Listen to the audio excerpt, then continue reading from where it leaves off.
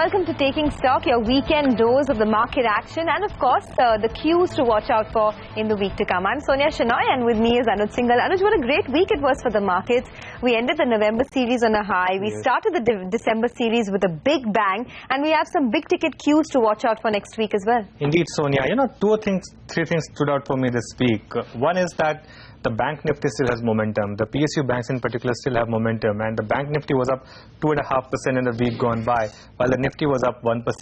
And the other thing is that quality stocks are making a bit of a comeback. It's been about quality. On Friday, the advance decline was actually negative, and for the week, the small cap index was actually in the red. The small cap index was down 0.5%, even though the mid cap was still okay, up about 1%. So you do get a sense that you're now reaching a stage where maybe from here on, it's going to be about quality stocks more than anything else, and that could be good news for the market. But given the way crude oil prices shaped on Friday, that really was the massive trigger, and now there's a lot of pressure on the RBI governor to cut rates. Whether he does or not, that would be the next trigger.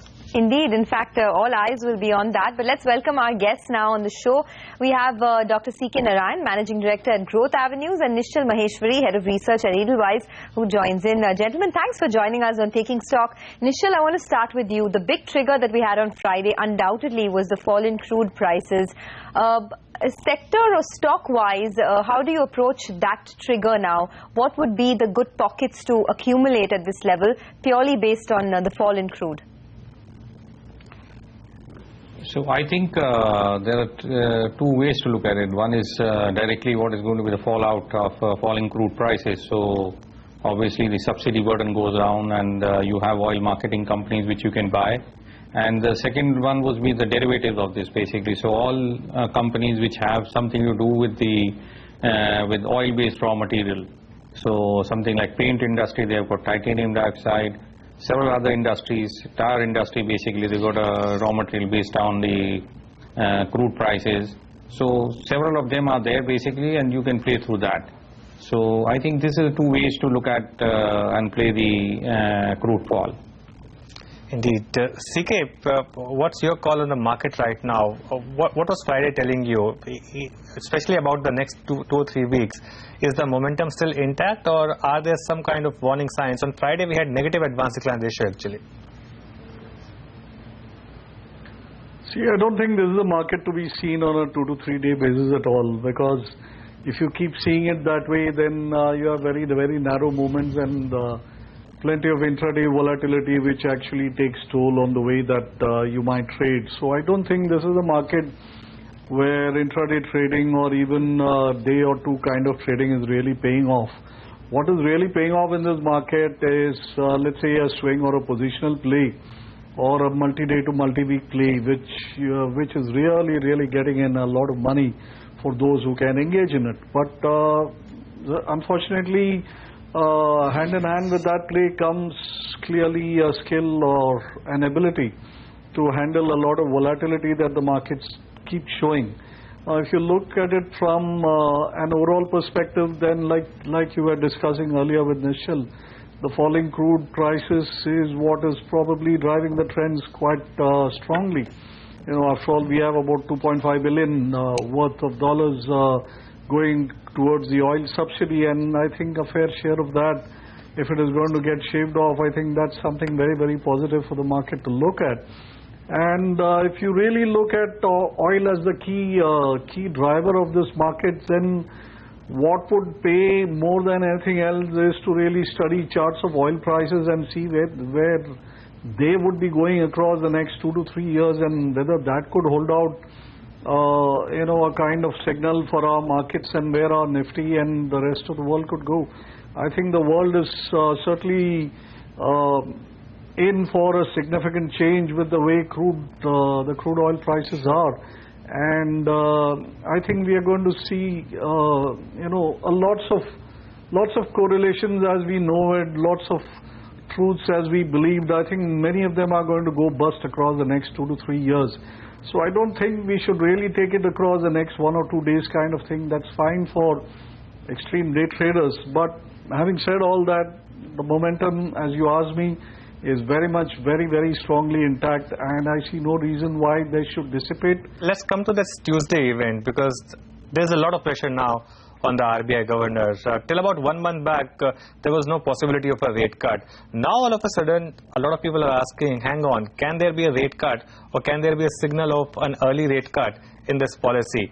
If the market is disappointed, first, what's your call on the policy itself? And secondly, if the market is disappointed, can there be room for a bit of downside or a bit of correction from here on? So our call still remains to be that there would be a rate cut in February, not in December immediately. That we continue to maintain, and though there are enough reasons for the governor to still consider that. But what I believe is going to change is may not be a rate cut, but his comments would be very, very dovish. And though the rate cuts may not happen basically, but I think those comments itself is going to sustain the market and push the trend upwards. So I believe it's only a matter of time now that the interest rates would be cut. And on that background, I believe it is good to hold on to interest rate sensitive stocks.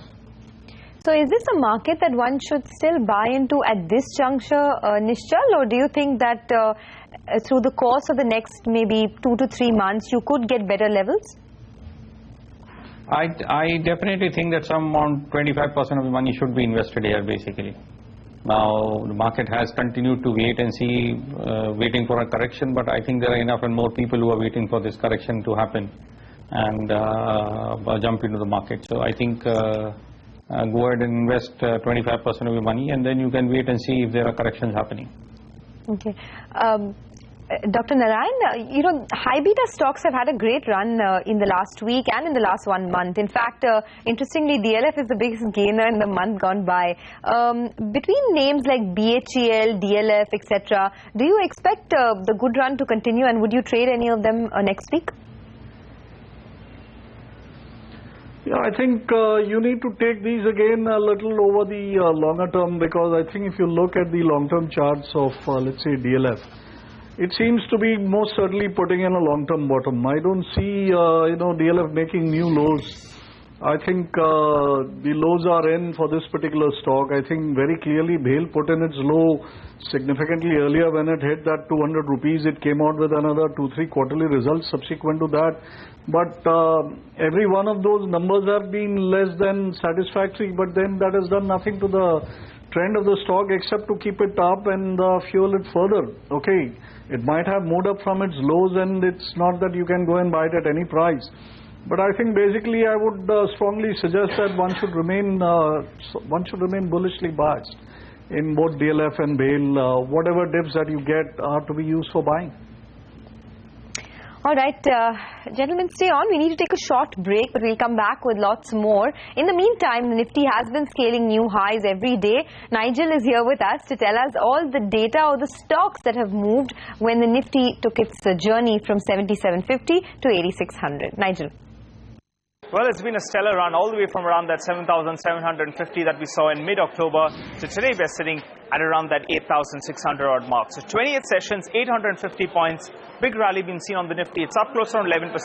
The Bank Nifty has outperformed the Nifty because that one's up close around 20%, but the real gains have come in the PSU banking space because that index has gained more than 25%. Take a look at some of those Nifty gainers, the likes of DLF, BHEL, Dr. Reddy's, as well as Hindalco. All of them up for you on your screen, and Z Entertainment as well. The new entry into the Nifty, that one's steaming away. It's up close around 20%.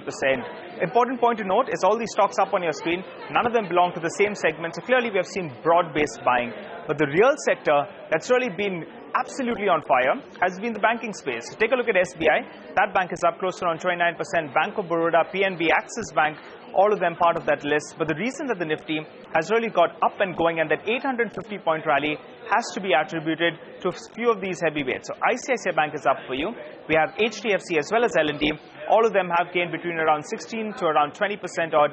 Big gains being seen on all those heavyweight stocks. And remember, the Nifty has gained close to around 850 points and ITC is up only around 2%. Goes to show that even without any contribution coming from ITC, yet the Nifty has moved up. Goes to show the kind of broad-based buying we have seen on all those stocks. But remember, there have been some losers. So NMDC has been reacting to iron ore prices dwindling lower. Stock has lost more than 10%. And Kane India as well on the back of that big slump we have seen in crude prices, that stock as well is down close around 5% odd. But the mid-cap and the small-cap space, they have kept pace with the front line. As I just take a look at that, the small-cap and the mid-cap index is up between around 9 to around 13%. And some of those mid-cap stocks, they have been on fire. So JSW Energy, REC, Aichi Motors, Bharat Forge, Voltas, all those stocks up for you on your screen. Even something like a Strides is up close to around 20% odd. Big gainers from the mid-cap space, all of them flashing for you on your screen. It's been one big party. 850 points is what the Nifty has rallied in just around a month and a half. Thanks, Nigel. Well, let's take a break now. As we slip into that, let's listen into some market opinion we've got through the week. I think in the immediate term, let's for December, we would be looking at a possibility of something like 8750 on the upper side. And then, of course, one would have to look at how things develop later on as the budget approaches. One of the bigger advantages which today the market has is not only the Indian situation, which obviously is benefiting from this, but the fact that the global markets are really conducive for equity. Over the last several months, we've held a FY15 and Sensex target of closer to 30,000, and that 30,000 number was premised on about a 20x trailing PE multiple for the Sensex. Now, historically, usually in early phases of an economic recovery, you do expect the multiples to re-rate, and 20x is broadly where we have traded in such early phases of economic recoveries historically, and that was the basis of us sort of putting out a 20x trailing multiple on the Sensex this time around. As of now, people still seem to be very positive. People are more looking at any correction as a buying opportunity.